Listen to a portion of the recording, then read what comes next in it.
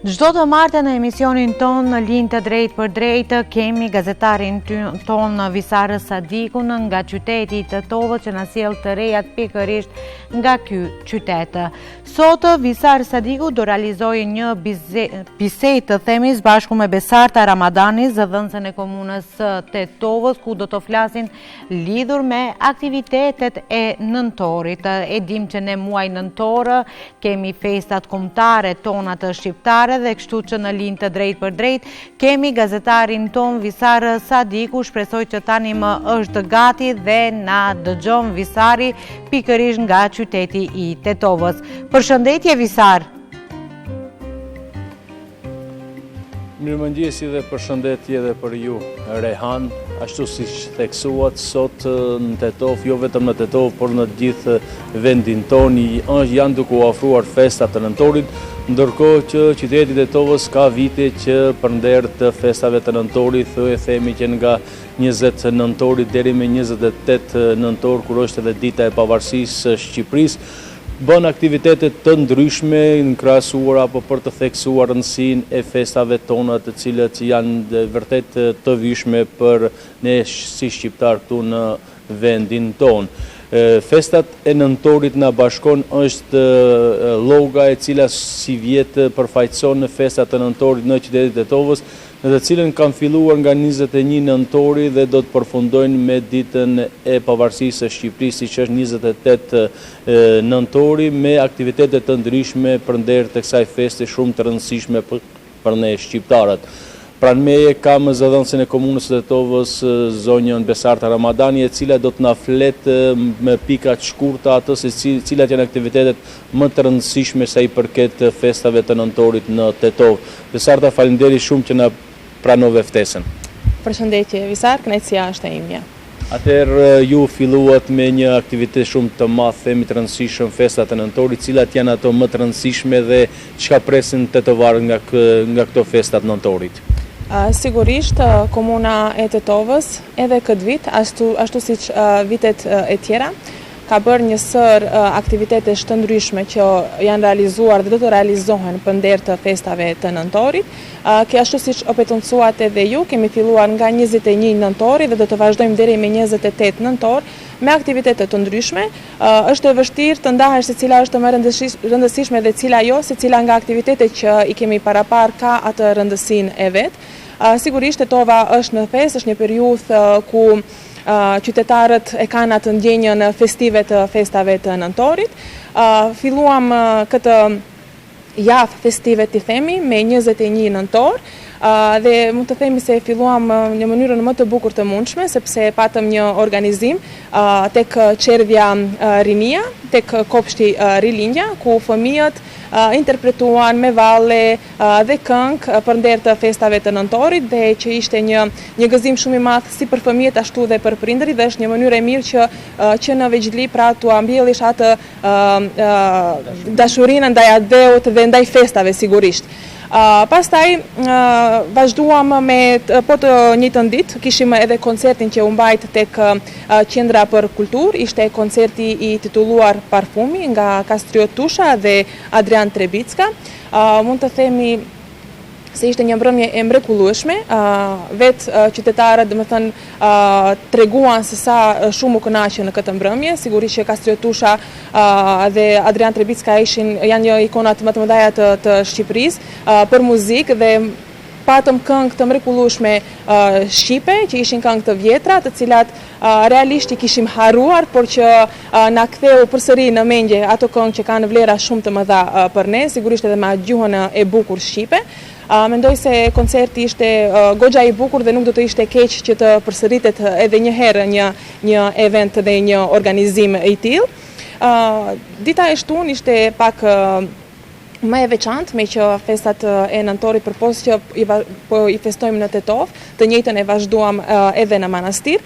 Atje pa disa organizime dhe aktivitete të ndryshme përnder të festave të nëntorit. Sigurisht, mund të themi se gjithë Tetova atë ditë ishte në manastir për të vizituar edhe muzeun e alfabetit. Sigurisht nuk duhet ta anashkaluar edhe organizimi që ishte në mbrëmje tek Pallati i Kulturës në manastir. Besoj se ishte një ditë e kaluar shumë mirë dhe dha një mesazh goxha të rëndësishëm tek të gjithë shqiptarët. Pastaj ditën e hënë vazhduam me aktivitete tjera që janë në kuadër të festave të nëntorit, nëntori na bashkon. Sigurisht nuk mund të lëm pa anashkaluar dhe fushat të tjera, përpos atyre kulturore, letrare, po ashtu edhe sportive. Tek ambientet tek ish Radio Tetova, shoqata e shkrimtarëve ONEUM në bashkëpunim me komunën e Tetovës organizoi një orë letrare, poetike ti themi, për nder të këtyre festave. Sigurisht komuna e Tetovës është vazhdimisht në bashkëpunim me shoqata të ndryshme, të cilët kanë për qëllim promovimin e poetëve të ri, promovimin e autorëve të ri dhe shoqata e ONEUM këtë e bën më së miri, sepse në këto organizime të ndryshme kemi pikërisht të rinjt kanë mundësinë dhe të tregojnë dhe të shfaqin atë talentin e tyre që kanë për letërsi dhe për poezi. Sigurisht aty të gjitha shumica e poezive ishin kushtuar festave të nëntorit, që e mbajti ato frymën e festave, u bë një promovim i revistës Plejada në kuadër të shoqatës ONEUM, po ashtu edhe mbrëmja ishte e shoqëruar me muzikë. Besoj se të gjithë ngelën të kënaqur dhe ishte një organizim goxha i suksesshëm. Ajo që e bën më të veçantë është se përpos organizimeve letrare kulturore nuk lam anash edhe ato sportive. Sigurisht komuna e Tetovës ka dëshmuar që këtë edhe tek aktivitete që i bëjmë gjatë verës kulturore, që mundohemi të jemi sa më gjithë përfshirës, pra të ketë aktivitete nga të gjitha fushat, që të përfshin qoftë sportdashit, qoftë ata që duan letërsinë apo që duan muzikën dhe këngën. Sigurisht tek salla e gjimnazit të Tetovës u mbajt edhe gara në volejboll për vajza U16, ku dje u luajtën 2 loja, ndërsa e njëjti aktivitet do të vazhdoj sot me gjysmëfinalen dhe finalen. Nga ajo që pash, salla ishte e mbushur plot me nxënës dhe student dhe besoj se pat një ndikim shumë pozitiv tek nxënësit.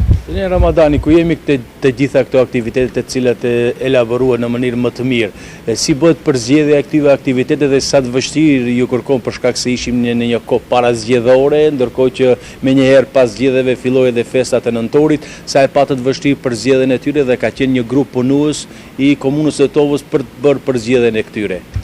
Sigurisht që secili organizim ka dhe sfidat e veta, por që grupi punues në kuadër të komunës së Tetovës është një grup shumë kompakt dhe që çdo herë në organizime të tilla ka dalë jashtëzakonisht i suksesshëm.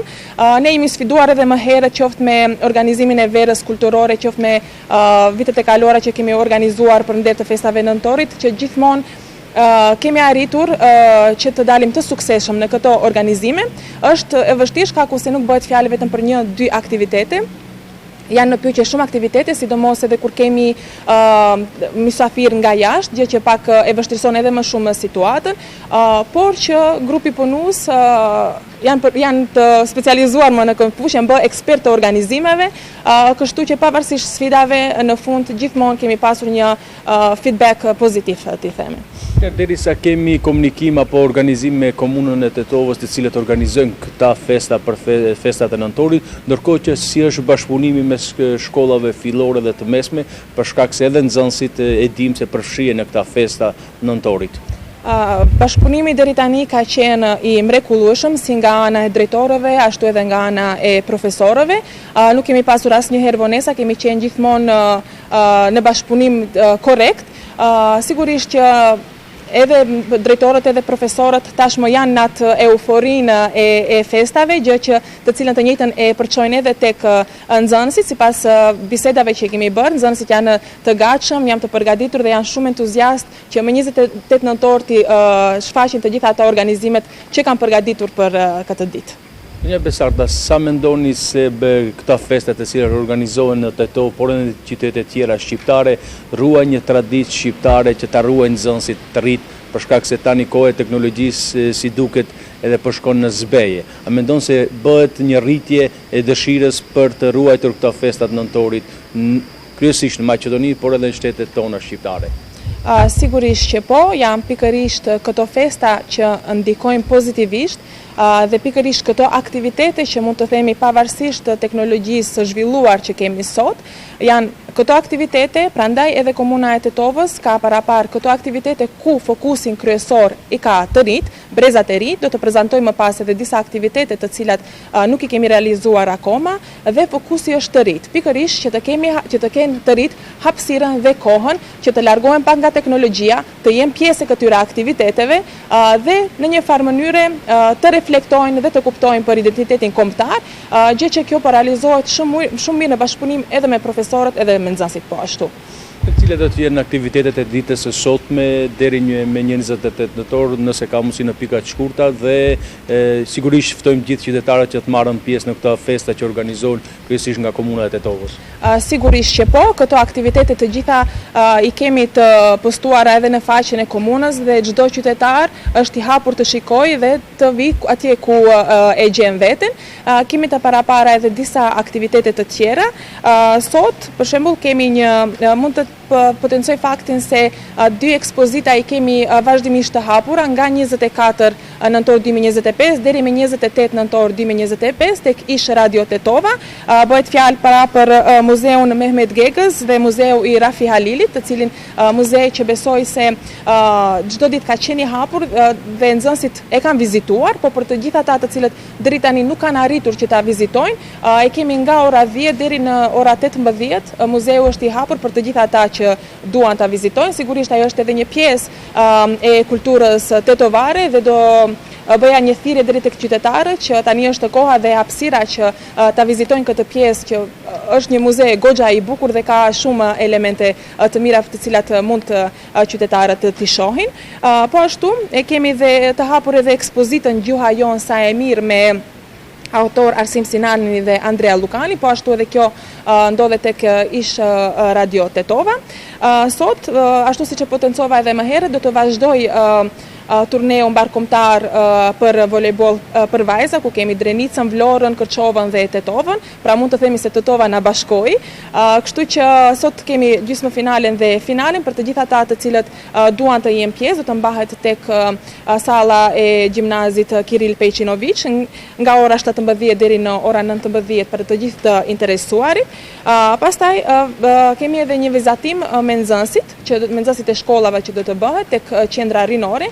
Sigurisht tani kemi qendrën rinore që është e hapur për të gjitha aktivitetet që duan të ri të bëjnë dhe sigurisht edhe për nder të festave të nëntorit nxënësit kanë pasur dëshirë dhe kanë shprehuar dëshirë që të bëjnë një aktivitet dhe Komuna e Tetovës u ka mundësuar këtë. Do të mbahet një koloni për nxënësit nga shkolla e mesme komunale Gjose Stojqevski tek holli i Pallatit të Kulturës. Sigurisht këtu të ri do të mund të shprehin kreativitetin e tyre.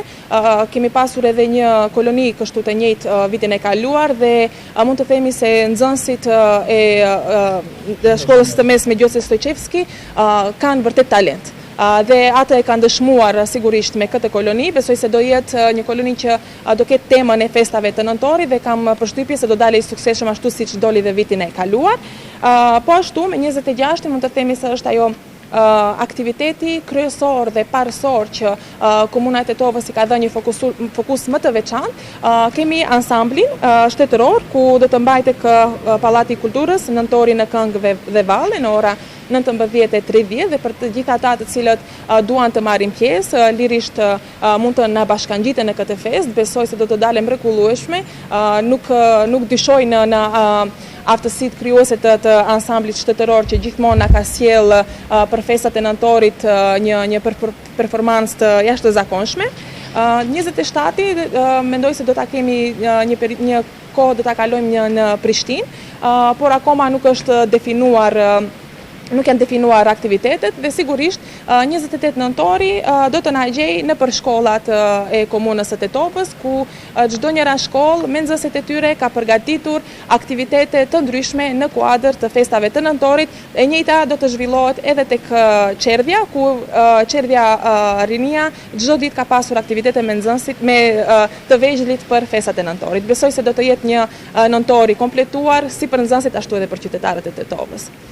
Besarta shoh që nga 22 nëntori shtyzat e Tetovës janë të mbushura me flamuj, kryesisht edhe shtetërore dhe të komunës, por edhe nuk mungon edhe flamuri kombëtar, ndërkohë që sipas informacioneve kemi që 28 nëntori qyteti Tetovës do të stërmbushet me flamurin kombëtar, se janë të vërteta këto dhe si e komentoni? Sigurisht që 28 nëntori në Tetovë do të frymoj shumë më bukur dhe do të jap atë energjinë dhe atë atmosferë festive, si që ka bërë gjithmonë. Zonja Ramadani, faleminderit shumë që ishe pjesë e emisionit ton Ritmi i ditës dhe për bashkëpunimin që keni gjithmonë kur është në interesi i përgjithshëm, kryesisht i qytetarëve për të informuar drejt për së drejti nëpërmjet ekranit ton. Faleminderit shumë, kënaqësia është e imja dhe sigurisht jemi të hapur kurdo për çdo aktivitet dhe për çdo intervistë. Faleminderit shumë. Atëherë, Rehan, këtu ishim bashkë me zëdhënësën e komunës së Tetovës, zonjën Besarta Ramadani, e cila në mënyrë eksplicite i ka thënë thuajse të gjitha aktivitetet e cilat kanë ndodhur për festat e nëntorit në Tetovë dhe që të ndodhin brenda këtyre dytëve të cilat na kanë mbetur deri me 28 nëntor. Ajo që mund të them është edhe përkundër asaj që koha është e vështirë, ndërkohë që shumë qytetarët nuk ndalojnë duke festuar, thuajse në çdo shtëpi të qytetarëve të Tetovës valvitet flamuri kombëtar, flamuri Gjergj Kastriot Skënderbeut, flamuri Adem Jasharit, flamuri të gjithë atyre patriotëve të cilët kanë dhënë jetën e tyre për këtë flamur dhe për të qenë sa më mirë shqiptarët.